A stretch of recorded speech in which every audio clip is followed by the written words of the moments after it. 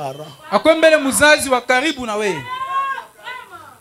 Un proche parent. Muzazi mbele wa karibu. Deuxièmement, Kapili, il faut qu'il puisse être riche. akwembele mtajiri.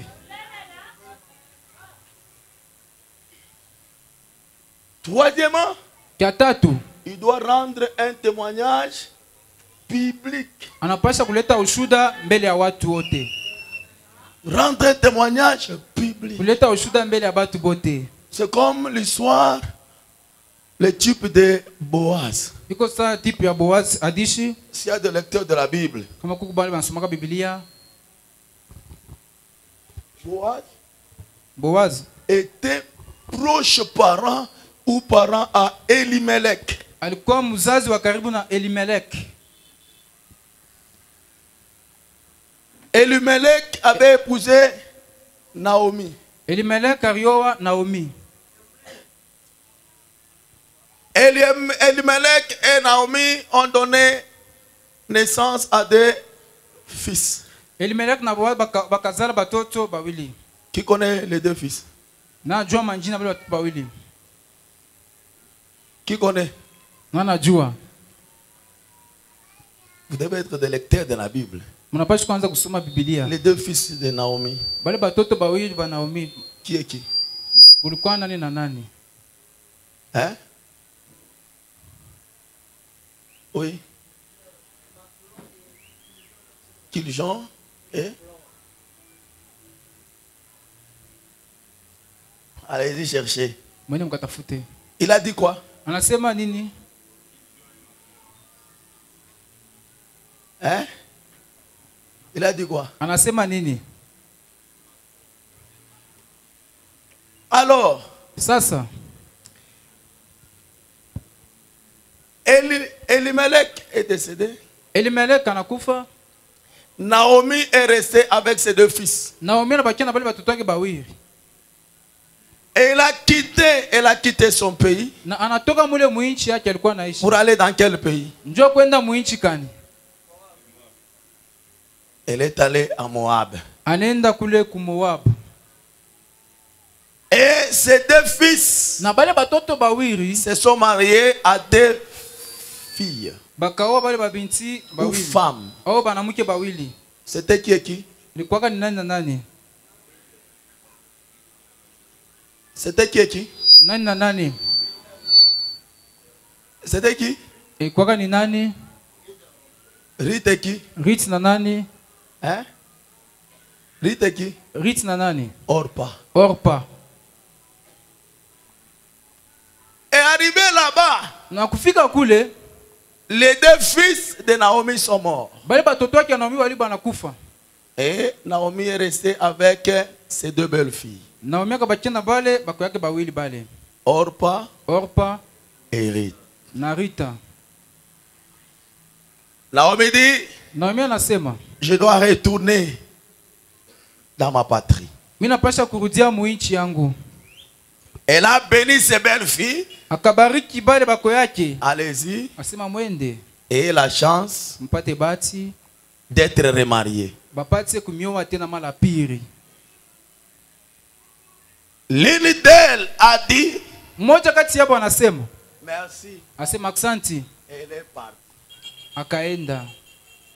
Mais Rita dit à Naomi, sasa Rita kamonesha Naomi, je ne te quitterai pas. Asema Mr. Kwacha kamwe.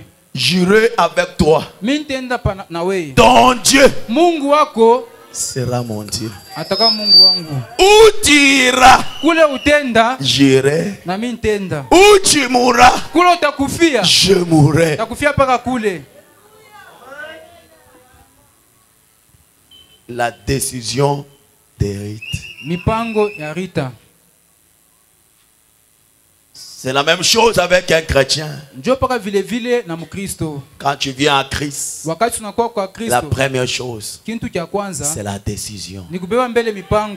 Une ferme décision. Mpango kamili. Sans reculer. Bila kurudia Mais kumkongo. aujourd'hui, Sasa leo on prend la décision de faire un pas. tunabeba kwenda kumbele. Quand on regarde le monde, Tuangalia dunia. les choses qu'on avait laissées, Vile vitu on dit tuliachaka. non, Sema pana. que je retourne encore. Nirudie tu mbele C'est kumkongo. encore bien, Iko non? vizuri. Mais la décision de Ruth Sasa mwile mipango ya Rita était une décision ferme. ilikuwa mpango ya Mara. Et frère Branham dit, Na ndugu bwana anasema Ruth, Rita c'est le type ni mfano ya de l'église Rita anakuwa mfano ya kanisa des gentils. ya bantu ya kijanti. Naomi c'est le type ni mfano de l'église ya kanisa juive. ya Wayuda, C'est Israël. ni inakuwa ni Israeli. Boaz, c'est le type ni mfano du Seigneur Jésus-Christ. ni mfano ya Bwana Yesu Kristo. Est-ce que vous êtes avec moi? Tuko pamoja. Et quand Ruth Sasa wakati Rita a suivi Naomi, alimfuata Naomi kula rienda, arrivé dans le pays, kufika kule muinchi mule, Ruth a dit, Rita kasema, je ne peux pas te laisser mourir de faim. mimi siwezi kuacha kufa na njala. Je dois aller glaner dans les champs. Inabidi niende nikachumbule mule mashamba. Ruth n'a pas croisé les bras. Rita shukubakie paka hivi. Après la décision, Kisha kubeba mpango c'est le travail. ni kazi sasa. Et quand elle est allée dans les champs, Wakati akaenda mule mshamba, elle ne savait pas yeye sikujua que kusema c'était le champ ya kusema ilikuwa ni mashamba de celui qui avait le droit du rachat. ya yule alikuwa na ile mapasho ya ukombozi. Le juste Benye haki et le pied de juste na mikula benye haki sont conduits par l'Éternel. inaongozewa kupitia wa milele. Le pas de Ruth était conduit par l'Éternel. Miguu mwenendo ya Rita ilikuwa imekongozewa na wa milele. Parce que l'Éternel avait connu Ruth d'avance. Juu wa milele alimfamia Rita kumwanzo. Ce qu'il a connu d'avance, Bali alifamia kumwanzo, il les a prédestinés à être enfants de Dieu. alibatangusha kusema papate kwa watoto wa Mungu. Est-ce que quelqu'un est avec moi? Mtu hapa mwana mie. Ce que tu es ce matin, ce n'est pas un hasard. Kilo kuu ya asubuhi na hivi C'était dans le plan merveilleux de Dieu. kwa ni mumapu ya Mungu. Et quand Ruth arrive, Wakati Rita kafika, elle a commencé à glaner. akaanza kuchimbula mule. Elle avait trouvé d'autres serviteurs là, Alikuta batumishi wengine mais pale. qui travaillaient avec paresse, Sasa walikuwa wanatumika na buvivu. en se reposant. Ndio unapumzika.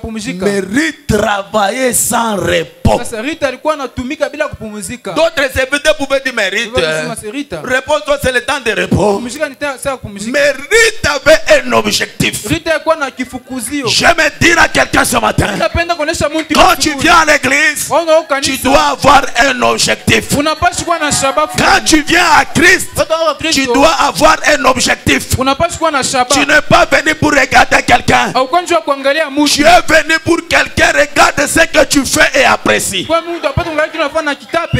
Et celui-là, ce n'est pas moi, Ila na mie c'est Dieu lui-même. ni Mungu yeye peke. Pendant que Ruth était en train de glaner, Wakati Rita alikuwa na à midi, elle travaillait. inatumika midi. À un moment donné, Wakati moya Boaz est venu. Boaz anakuya. Quand Boaz arrive dans les champs, Boaz anafika mshamba. il était là quelque part, Alikuwa pale fashi moya. mais il a dit, Anasema, qui est cette femme ni mwanamke kani huyu?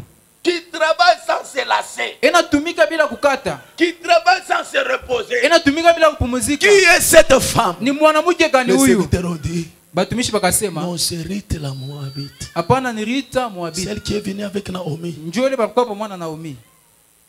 Boaz a dit, ah. Boaz akasema, Et il a ordonné na akaruhusu. que chaque soir avant de partir, Kila magharibi mbele ya kwenda, il faut qu'on lui donne beaucoup de choses. bampatie bintu vya mingi. Et après, Na kisha il a parlé à Ruth akamuonesha Rita de ce qu'elle devait faire. ya kila aliweza kufanya. Quand il rentre, Wakati Rita karudia, Ruth va parler à Naomi Rita kaenda kumuonesha pour Naomi. dire, Ndio kusema, là où j'ai travaillé, kule mimi nilikuwa natumika kule. le propriétaire de ces champs-là, Mwenye ile mashamba c'est Boaz. ni Boaz.